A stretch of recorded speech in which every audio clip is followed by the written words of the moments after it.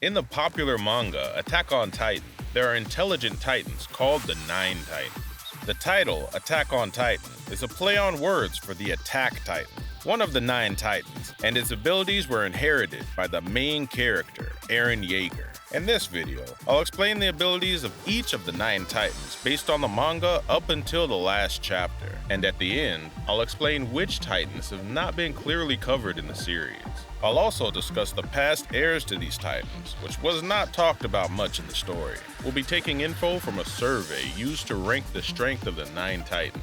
So let's take a look at the results in order from number 1 to 9. Please be aware that this video contains spoilers up until the last chapter of the manga. Number 1. The Founding Titan.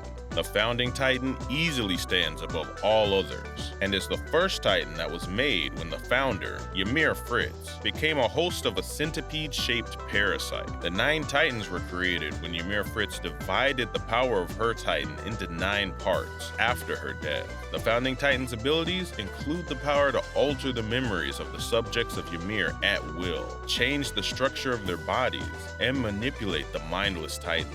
In addition, a new ability was revealed in the final battle, the power to summon heirs from the previous generations of the Nine Titans who had already passed away. On top of this, the power of the Founding Titan can transcend time, and in the final chapter, we learn that Eren, from the future, was able to manipulate Titans in the past. This meant that this ability was able to control the story itself. But normally, the only people who were able to use the power of the Founding Titan was the royal family, direct descendants of the founder Ymir Fritz. After Ymir Fritz died, the Founding Titan was passed down through the royal family, generation to generation. However, when Karl Fritz, the 145th King Fritz, made the vow renouncing war, heirs of the royal family couldn't use most of the Founding Titan's powers either. They couldn't do much more than alter their people's memories after that. However, as a loophole, if an Eldian who's not part of the royal family inherits the Founding Titan and touches a member of the royal family, they would gain access to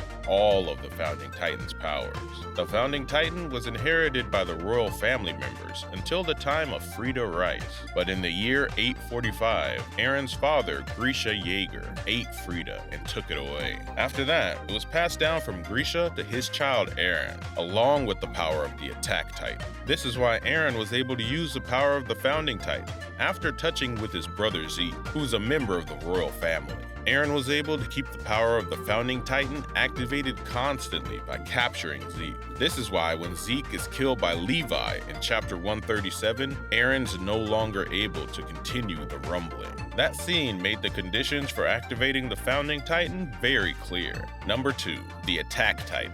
The Attack Titan is the power that the main character Eren inherits from his father Grisha, and was originally held by someone named Eren Kruger before that. This ability allows him to see the memories of not only people who inherited this power in the past, but also of those who will inherit it in the future. However, it's up to the future inheritor to decide how much of their memory heirs in the past can see. You could say that Eren Yeager, as the last heir of the Attack Titan, had the most powerful ability. It was mentioned that heirs of the Attack Titan never obeyed anyone, and they were all guided by their memories to resist the king's self-righteousness. This might mean that just like Eren manipulated Grisha, Grisha was manipulating Eren Kruger and the other heirs before that by showing them memories of the future. Eren had also inherited the power of the Founding Titan, so he was easily the most powerful. There's no explanation of the Attack Titan's strengths in combat, but in Eren's case, he did acquire the hardening ability of the Armored Titan by drinking spinal fluid from a bottle labeled armor. So it was possible to gain the abilities of other Titans by taking in their spinal fluid. Also, the Attack Titan was originally a similar size to the female Titan. But in chapter 138, after Eren had already lost access to the Founding Titan's power, Eren's Titan was about the same size as Armin's Colossal Titan. It's possible that the abilities of the Attack Titan increased in power throughout the course of the story, making it as mysterious as the Founding Titan. Number 3. The Colossal Titan. The Colossal Titan was inherited by a student in the 104th class of cadets. Bertolt Hoover, and was later on passed down to Armin Arlelt. It's also the Titan that appears on the cover of the first volume, with a body that's so huge it's estimated to be 60 meters tall. When its heirs transform into Titans, they have the option to create a huge explosion that blows up a wide area. They can also intentionally emit a continuous stream of superheated steam by burning its muscle fibers. The disadvantages that come with this is that they can only stay in Titan form for a short time because it uses a lot of energy, and its movements are very slow. Still, Armin's Colossal Titan was the only one that could stand up to Eren's supersized body in chapter 138, so it's safe to say that it's very strong in combat. Number 4. The Warhammer Titan. The Warhammer Titan was passed down from generation to generation in a powerful family in Marley, the Tiber family. It was held by Laura, the younger sister of the head of the family, Willie. Eventually, Eren ate Laura and inherited its abilities. It had the power to generate and manipulate hardening, and it could create various weapons like warhammers, swords, and spears. Also, its heirs were able to hide themselves below ground in a crystal shell created with the hardening ability, while controlling their Titan above ground. This feature is unique to this Titan, since the other heirs have to be in the nape of their Titan's neck to control them. The Warhammer Titan specializes in hardening, and it's harder than even the Armored Titan, making it very powerful. The disadvantage is that it consumes a lot of energy when it generates matter through hardening. So, in terms of stamina, the Armored Titan seems to have the upper hand. Number 5. The Armored Titan. The Armored Titan is the Titan inherited by Reiner Braun, one of Isayama Sensei's favorite characters. Its ability was to harden its entire body. This made it as hard as armor, giving it high offensive and defensive capabilities. The nape of the neck, a Titan's weak point, could also be hardened to prevent ordinary attacks by 3D maneuver gear. However, it can be destroyed by the Thunder Spears, a new anti-Titan weapon, so it's probably more fragile than the hardening used by the Warhammer Titan. As the story progresses, his armor doesn't seem as strong as we thought it was. In fact, in chapter 135, his classmate Jean made fun of him, saying, "For someone named the Armor Titan, you really do get broken to pieces way too often." In chapter 138, he boldly confronts the glowing centipede and gets his face crushed in a single blow. Even though it has an advantage in speed and stamina, there's no denying it would be a bad matchup against the Warhammer Titan. It's probably been passed down through generations to people with a heart-like armor that get back up no matter how many times they're broken. Number 6. The Female Titan. The female Titan was inherited by Annie Leonhardt, another member of the 104th class of cadets. In addition to having a versatile body with high speed and endurance, it's the easiest one to obtain some of the powers of the other Titans with. This is why Annie was able to partially activate the hardening ability of the Armored and Warhammer Titans. And in a limited radius, she could call mindless Titans like the Founding Titan. This Titan's strength varies greatly depending on how much spinal fluid it takes in from other Titans. Number 7. The Beast Titan. The Beast Titan was passed down from Titan researcher Tom Sava to Eren's brother, Zeke Yeager.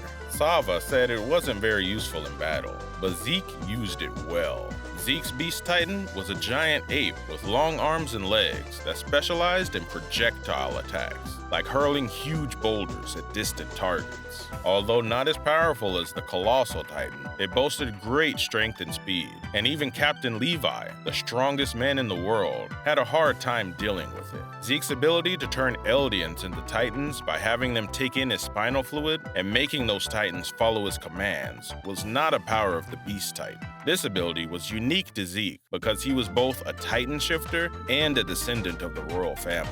Did you know that there's a theory that the Beast Titan does not necessarily turn into an ape, but actually rotates between the animals of the Chinese zodiac? It's said that Sava, the previous Beast Titan, was a sheep Titan, and that's why Zeke is a monkey Titan. And Falco, who got some of the Beast Titan's power since he had Zeke's spinal fluid in him, was a bird-shaped Titan, right? We'll come back to this at the end. But if this theory is correct, then the Beast Titan's strength would vary greatly depending on what animal you got. Number 8. The Jaw Titan. The Jaw Titan was originally inherited by Marcel Galliard, a fellow student of Reiner and the other warriors. Inheritors. Later, Ymir, a member of the 104th class of cadets, like Eren and the others, inherited the Jaw Titan when she ate Marcel, back when she was still a mindless Titan. Ymir decided to pass the Titan's power on to someone else, and Marcel's younger brother, Porco Galliard, became the new Jaw Titan. Finally, it was passed from Porco to Falco Grice, a warrior candidate from Marley,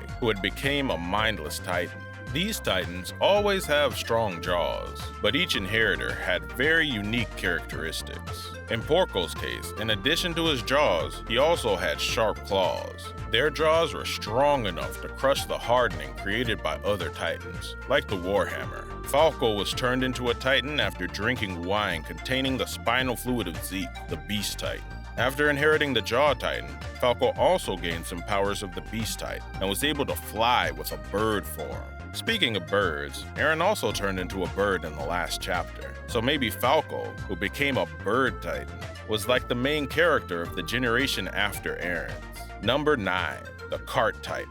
The Cart Titan was inherited by Peak Finger, one of Marley's warriors. When the Cart Titan first appeared, a middle-aged man named Oliver Peak was set as the heir, so the Titan looked like an older man. However, they later chose to make this heir a woman instead, sometime before we got to see who was inside it. This is why this Titan looks a little different from when we first see it, but this doesn't mean that it was passed down to someone else. What makes the Cart Titan special is that it uses very little energy, so its heirs can remain in Titan form for several months at a time. They can also transform into Titans hundreds of times without needing to rest in between. Its disadvantages are its slow regeneration, which means it takes a long time to recover if it takes damage, and its low attack power. To be honest, in terms of strength alone, it is the weakest, but Peak can abuse its low energy cost to leave her Titan form when it seems like she's about to get hit, and transform back into a Titan right after. She's immortal as long as she isn't eaten, so if Peak uses this strategy in a long, drawn-out battle, her opponents would eventually run out of the energy to maintain their Titan forms. Some people think it might be possible for the Cart Titan to defeat all the others like this, if the right conditions are met. If the heir is skilled enough, they'll be able to hold their own against the other Titans for sure. The heirs of the 9 Titans from past generations. That's all on the 9 Titans and their current heirs, but there is a scene near the end of the manga where Eren uses the power of the Founding Titan to summon the heirs of the 9 Titans from past generations. There are some heirs here that weren't explained in the story, so I think we should take a closer look at those. My personal guess is that the Golem is an Armor Titan, the Crocodile is a Jaw Titan, behind the Crocodile is a female Titan, and the ones in the back with cords coming from their necks are Warhammer Titans. You might think that the Crocodile was a Beast Titan, but as I explained earlier, the Beast Titans are beasts from the Chinese zodiac, and the Crocodile isn't on there. But if it were a Beast Titan, it would probably count as a dragon, which is one of the signs of the Chinese zodiac. By the way, there are others that look like Beast Titans, but they were a Boar Titan and a Rabbit Titan. Probably the versions you don't want to get stuck with. It's not part of the Chinese zodiac, but there is also a Reindeer Titan, and it crushed Reiner. So that guy got lucky if he was a Beast Titan. That's all for now. If you saw any other interesting Titans from the older generations, please let us know in the comments. Thank you very much for watching. I hope to see you again in the next video.